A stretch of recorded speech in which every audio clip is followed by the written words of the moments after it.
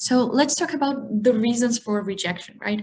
And here we're talking about desk rejection. So desk rejection is basically when the editor decides not to follow through with the review process of your paper and decides to reject it. So there are three main points for the rejection on the desk, because the editor will not take the time to go through your paper in a very detailed way. Typically, of course, they might, but it's not usual. So the first one is your paper is out of scope and it's not related to the journal. This is the main one. The second one is the quality of the paper is really bad and it doesn't fit with the quality of the journal, and you're not following paper guidelines. Typically, editors are not going to reject on guidelines because this is something you can change, right? But if it's a big mistake or the journal only accepts 8,000 words for the type of paper you're submitting and you submitted 12,000, you're probably going to get rejected for that. So, but the most important point is make sure you're choosing the journal right.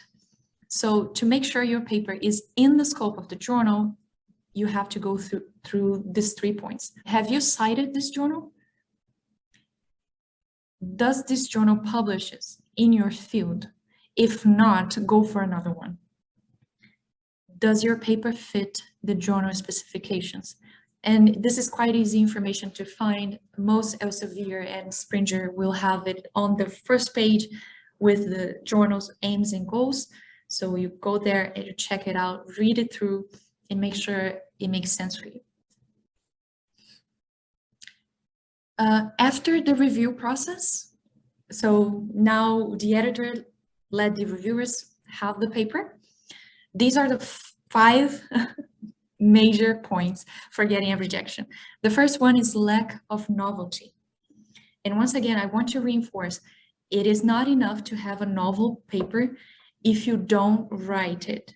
You have to let the reader know. The reader might not be someone that is as knowledgeable as you in your field. So you have to let them know why your paper is novel. So you can easily communicate that both in your abstract and your introduction. It should be right away.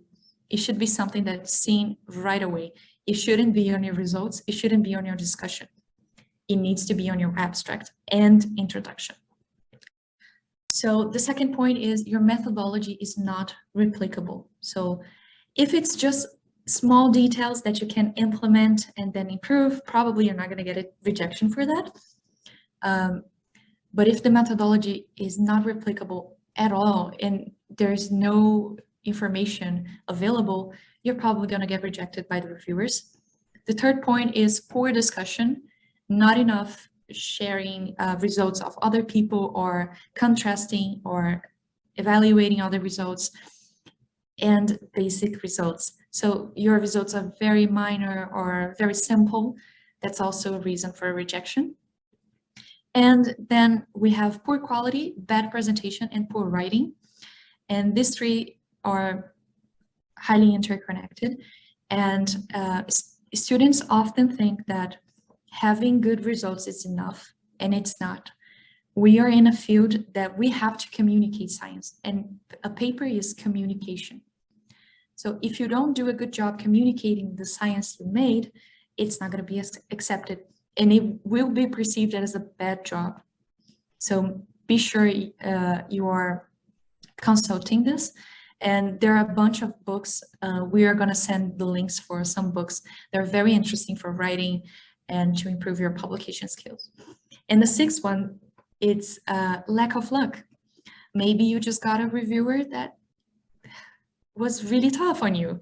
Maybe your reviewer did not understand your paper at all or did not make the effort to read through it with the quality it was required from them. It is important that you understand that sometimes your paper will be rejected and it will be unfair.